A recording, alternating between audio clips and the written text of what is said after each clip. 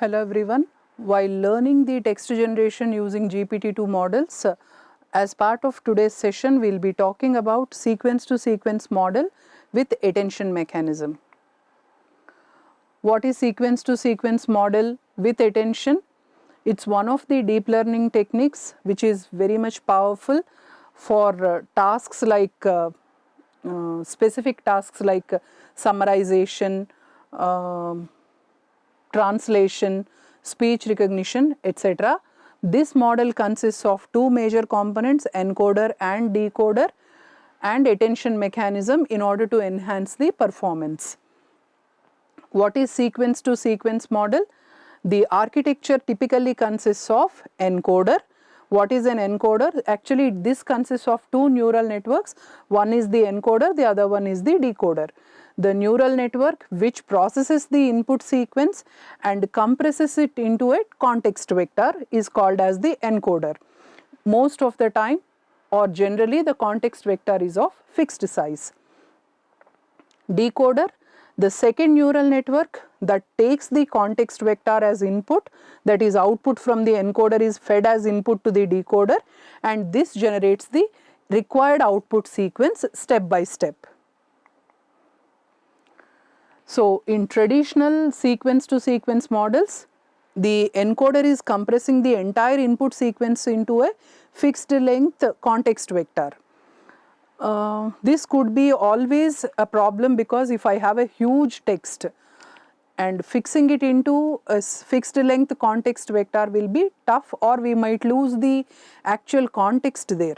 Right, while fixing it into a fixed length context vector, we might lose the important tokens, or we might lose the context itself.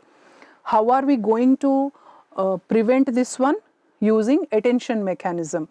This attention mechanism was introduced to overcome whatever limitations we have seen with sequence to sequence model. What is the problem we have seen here? Fixed length context vector is the problem.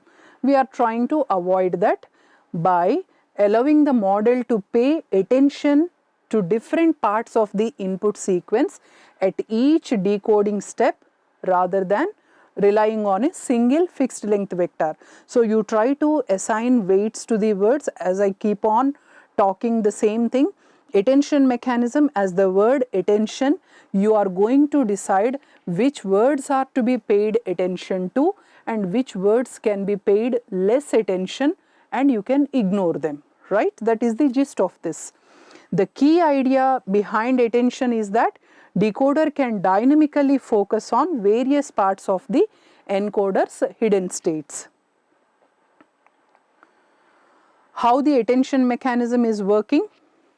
At each decoding step, instead of using a single fixed length context vector, the decoder computes a set of attention scores which we also call as weights, which will decide which token is to be paid attention to, which token is to be considered, which token is to be paid less attention, or which token can be neglected. The attention scores are used to create a weighted sum of the encoder's hidden states, which are serving as the context information in order to proceed to the next token. This process helps the model to process long sequences without losing much of the context information. What are various types of attention?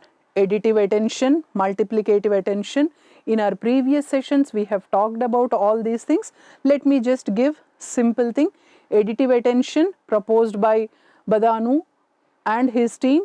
The attention mechanism computes attention weights based on similarity between decoder's current hidden state and each of the encoder's hidden state. Suppose encoder has generated 5 hidden states and the decoder is right now completed one hidden state.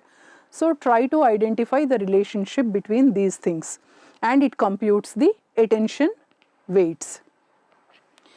It uses a feed forward neural network in order to compute the alignment scores, and it also uses a softmax function which will try to generate the weights on the attention scores. The second one, multiplicative attention, what it will do is it computes the attention scores using a dot product between encoder and decoder's hidden states. And most of the time this is giving efficient attention weights compared to the additive attention mechanism. Sequence to sequence with attention architecture, as I mentioned, the sequence to sequence with attention architecture comprises of encoder phase, then attention phase and decoder phase. During encoder, we are trying to process the input sequence and generate some set of hidden states. During attention phase, we are going to identify which tokens have more attention weight and which tokens have less attention weight. During decoder phase, you are going to neglect or pay less attention to the tokens with less attention weights, and you are considering the tokens with higher attention weights. And when we are trying to go for train the model, we can use one of the techniques as teacher forcing, which is commonly used during the training process. In this approach, what are we trying to do? The true output sequence from the training data. What exactly is the output we are expecting from the trained data will be fed to the model, and the decoder will try to take it as an input rather than using its previous predictions. So the decoder uses the actual output which we are expecting from the training data, that will be fed as input to the decoder. What are the advantages of attention mechanisms? It can try to deal with long range dependencies between various tokens, and you are trying to process huge amounts of data because you are not trying to converge the entire input sequence into a fixed length vector. Improved alignment. This attention is helping to align the input tokens properly. What do you mean by alignment of input tokens properly? Who are to be considered, who are to be neglected, or who can be neglected, etc. You are having the feasibility to decide or flexibility to decide which tokens can be used in the entire sequence in order to identify the context, and yet you are able to do the generation with less number of tokens under consideration. Interpretability, the attention weights can provide insights into identify the tokens that are to be considered. And training, when you are trying to train the model under sequence to sequence with attention mechanism for a specific task like summarization or translation, what it involves is preparing the data set, setting up the model, defining the loss function and optimizer, and training the model. Once the model is trained, the model can generate summaries, text summarization application. What is the first step of this? Data set preparation. So for training a sequence to sequence model with the attention mechanism for specific task like text summarization, you need a data set which consists of long documents and their corresponding summaries. What are the pairs of long documents that are needed for us? One is input, long documents or articles, the original document, and what is the output? Short summary of the abstract. So what my data set should contain in order for training? Suppose I have generative AI textbook. What could be the summary of that? I have software engineering textbook or a software engineering article. What could be the summary of that? So what my data set should consist of? The original document plus the summarized version of that. Both the things should be part of my data set. That is the reason you are trying to specify for text summarization, you are supposed to have pairs of long documents, right? Most of the time, these are some of the data sets we are using for text summarization. Then steps for preparing the data. How are we going to prepare the data? You are going to tokenize, wherein you are trying to divide the text into words or subwords. Then you are trying to use padding. What do you mean by padding? In order to make all the words or all the tokens to have uniform length, you are going to pad the ones with lesser length to become of equal length with the words, right? So you are making sure all the words which are being processed have same length. Convert to tensor. So whenever you are trying to generate the tokens and pad them, those tokens are converted into tensor format, which is suitable for inputting into neural networks. Then decide the model architecture. Which model are we trying to use?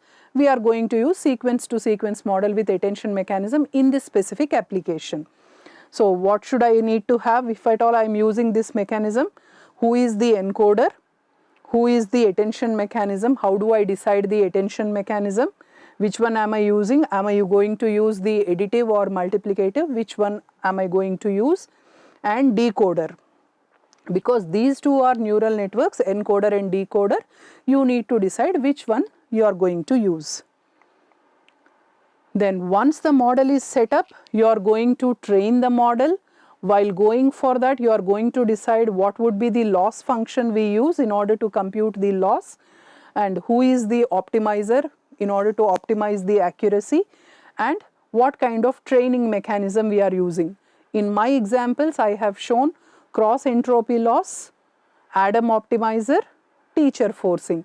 These are the things I am using in order to train the model. Generating summaries. After the model is trained, the model can be used for generating the summaries. Then, how do I improve the model's performance? I might have calculated loss or I might have calculated the accuracy. How do I improve the model's performance?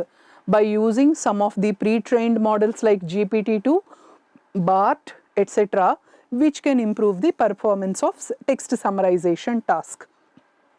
Or else I can also use hyperparameter tuning, which improves the performance of the model. And what would be the evaluation metrics for summarization? I can either use the recall oriented or I can use the blue bilingual evaluation under study. These measures can tell me using the n-gram precision what are the metrics values, right? So finally, to summarize the process, we are preparing the data, we are trying to decide which model architecture, then train the model, generating the summaries. Why do I say generating summaries? Because this is text summarization. I am talking with respect to a specific application. Then evaluation, performance, and then you are going to talk about the metrics and how do I improve the performance of that. So by following this pipeline, we can train the model using sequence to sequence model with attention mechanism. So likewise, we can try to talk about various types of applications using these models. Thank you.